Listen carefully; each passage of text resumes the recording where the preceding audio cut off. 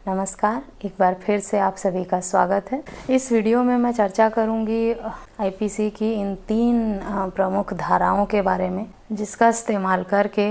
वधू पक्ष वर पक्ष को तरह तरह से परेशान करती हैं, प्रताड़ित करती हैं या उन्हें अधिक जानकारी के लिए कृपया इस वीडियो को अंत तक ज़रूर देखें, तभी आपको पता चल पाएगा कि ये 3 मुख्य धाराएं क्या हैं और इनके अंतर्गत अगर वधू पक्ष द्वारा शिकायत की जाती है, चाहे वो फेयर हो, अनफेयर हो, सही हो या गलत तरीके से फंसाया जा रहा हो, जो भी मैटर हो, उसमें अगर शिकायत की गई है तो अपना बचाव कैसे करना है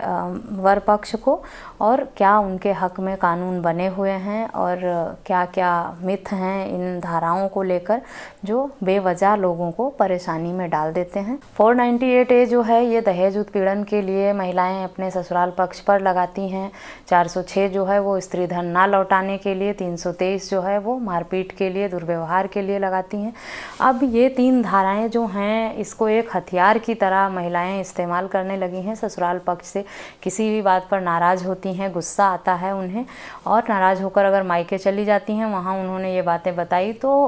घर वाले या और रिश्तेदार या जो भी पड़ोसी हैं, कौन उनको भड़काता है,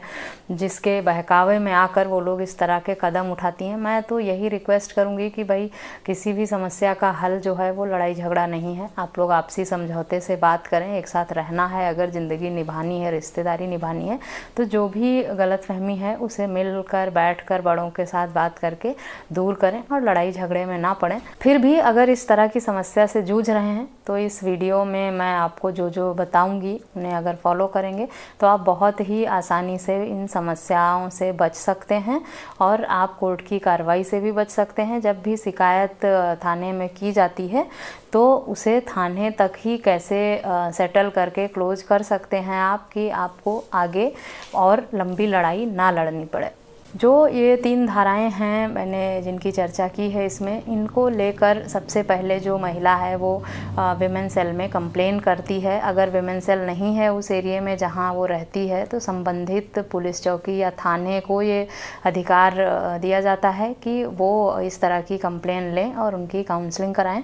तो अगर विमेन सेल नहीं है तो थाने या चौकी में कंप्लेन की जाएगी, जो भी संबंधित होगा। वहाँ पर सिर्फ एक सिंपल कंप्लेन ही होती है, सीधा एफआईआर नहीं होती जब लड़की खुद कंप्लेन करती है। अगर कोई सीरियस मैटर नहीं है, लड़की के साथ कोई ऐसी दुर्घटना नहीं घटी है, तब सिर्फ लड़की अगर करती है नाराज़ होकर तो वो सिर्फ एक शिकायत ही करती है। तो जब भी आपके पास पुलिस का फ़ोन आए और पुलिस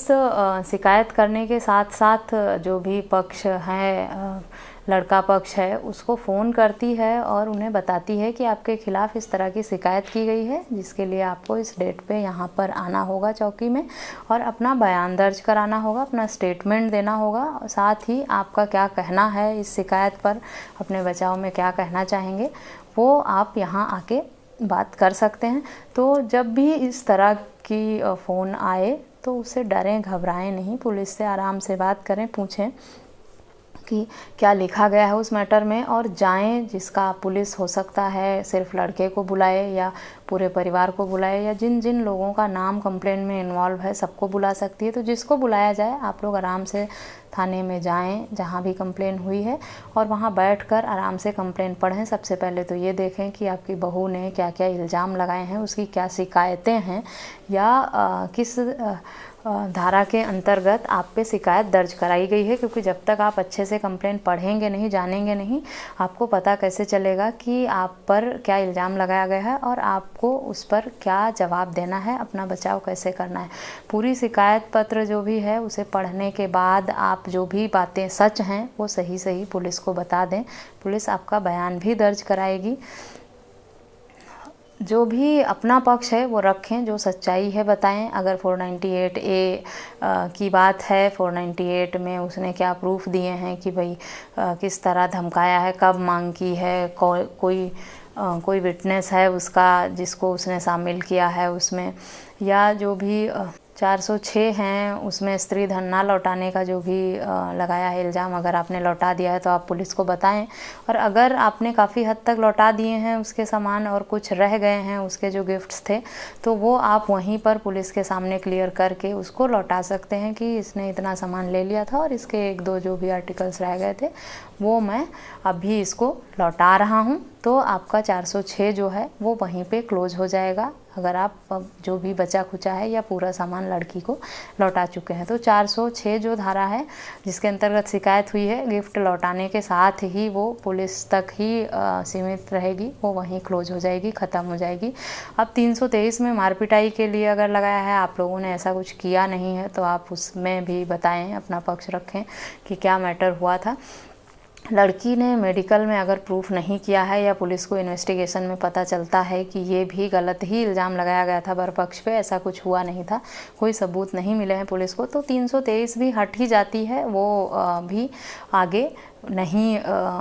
फॉरवर्ड की जाती है, न्यायालय तक नहीं जाता है मैटर। बस बचता है 498A का दहेज उत्पीड़न के लिए, दहेज मांगने के लिए जो भी इल्ज़ाम लगाए गए हैं वो न्यायालय तक तभी जाता है जब आप पुलिस की काउंसलिंग में आपसी सहमति से मैटर को सेटल नहीं कर पाते हैं, सॉल्व नहीं कर पाते हैं। तो आपको पुलिस बुला के आपका बयान दर्ज करके पूरी बात बताने के बाद एक डेट भी देती है काउंसलिंग के लिए, चाहे वो वुमेन सेल हो या पुलिस द्वारा हो, जहाँ भी आपका शिकायत होगा वहाँ पे आपको एक डेट दी जाएगी, दोनों पक्ष को बुलाया जाएगा, लड़का लड़की को, उनकी बातें सुनी जाएंगी, समझी जाएंगी और उनको साथ में समझाया भी जाएगा कि आपके लिए अच्छा क्या है या आप लोगों को अपना फ्यूचर आगे कैसे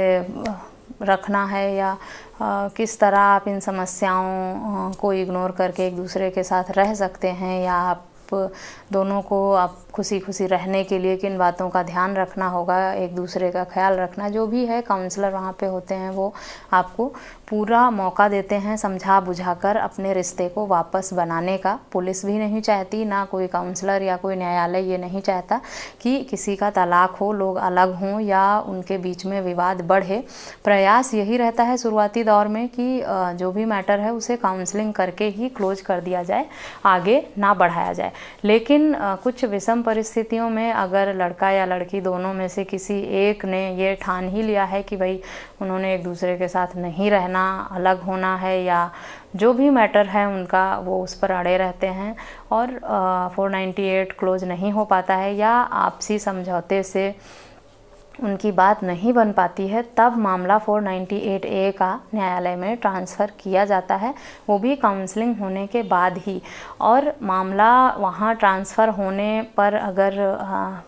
बात है कि अगर FIR दर्ज होती है, जब तक काउंसलिंग होती है और पुलिस इन्वेस्टिगेशन करती है तब तक तो सिर्फ ये कंप्लेन ही रहता है। तो कंप्लेन जब रहती है तो पुलिस ना तो आपको अरेस्ट करती है और ना ही आपको अग्रिम जमानत कराने की ज़रूरत पड़ती है। तब आप जब भी डेट पर विज़िट करते हैं तो वहाँ काउंसलिंग ही होती है, आपको समझाया बुझाया ही जाता है। तो ये डरें नहीं सोच कर कि अगर आप जाएंगे तो पुलिस आपको जेल में डाल देगी, पकड़ लेगी, आपको बेल नहीं मिलेगी। जब तक FIR नहीं होगी पुलिस आपको अरेस्ट नहीं करेगी और ना ही आपको जमानत कराने की ज़रूरत पड़ेगी। तो आपसी समझौते पे जाने के लिए, बात को समझने के लिए और केस को यहीं पर काउंसलिंग तक ही ख़त्म करने के लिए दोनों पक्ष का वहाँ मौजूद होना बहुत ज़रूरी है और काउंसलिंग में अपना पूरा योगदान देना भी ज़रूरी है, तभी जाके मामला यहाँ पे क्लोज हो पाएगा। अपने दिमाग से ये डर बिल्कुल भी निकालें, जो भी मिथ है कि कंप्लेन होते ही अरेस्ट हो जाएंगे और जेल हो जाएगी, सज़ा हो जाएगी, बेल भी नहीं मिलेगी, ऐसा कुछ नहीं है। अगर आप के खिलाफ़ FIR भी होती है तो आप सत्र न्यायालय से भी अग्रिम जमानत के लिए अप्लाई कर सकते हैं। अगर वहाँ से नहीं मिलती है तो आप हाई कोर्ट से अग्रिम जमानत ले सकते हैं। पर काउंसलिंग तक ही ख़त्म करने के लिए दोनों पक्ष का वहाँ मौजूद होना बहुत ज़रूरी है और काउंसलिंग में अपना पूरा योगदान देना भी ज़रूरी है, तभी जाके मामला यहाँ पे क्लोज हो पाएगा। अपने दिमाग से ये डर बिल्कुल भी निकालें, जो भी मिथ है कि कंप्लेन होते ही अरेस्ट हो जाएंगे और जेल हो जाएगी, सज़ा हो जाएगी, बेल भी नहीं मिलेगी, ऐसा कुछ नहीं है। अगर आप के खिलाफ़ FIR भी होती है तो आप सत्र न्यायालय से भी अग्रिम जमानत के लिए अप्लाई कर सकते हैं। अगर वहाँ से नहीं मिलती है तो आप हाई कोर्ट से अग्रिम जमानत ले सकते हैं। अग्रिम जमानत के लिए 438 के अंतर्गत आपको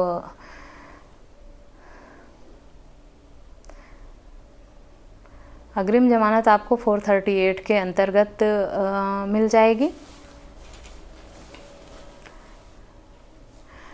अग्रिम जमानत के लिए आप 438 के अंतर्गत जाएंगे और अगर आपको सत्र न्यायालय से जमानत नहीं मिलती है तो आपको हाई कोर्ट से जमानत ज़रूर मिल जाएगी। और ये डर जो है ये इंसान को और उलझा देता है, परेशान करता है। अगर आपके मन में यही डर रहा और आप भागते ही रहेंगे, कभी सामना नहीं करेंगे सच का या अपना पक्ष रखेंगे नहीं, तो जाहिर सी बात है कि आप दोषी करार हो जाएंगे। अगर आप इन सभी शिकायत पर पुलिस के साथ पूरा सहयोग करते हैं, कोऑपरेट करते हैं, वहाँ जाके अपना पक्ष रखते हैं और अपनी बात बताते हैं और आप साबित भी कर ले जाते हैं कि जो भी इल्ज़ाम लगाए गए हैं वो किस हद तक सही और गलत थे,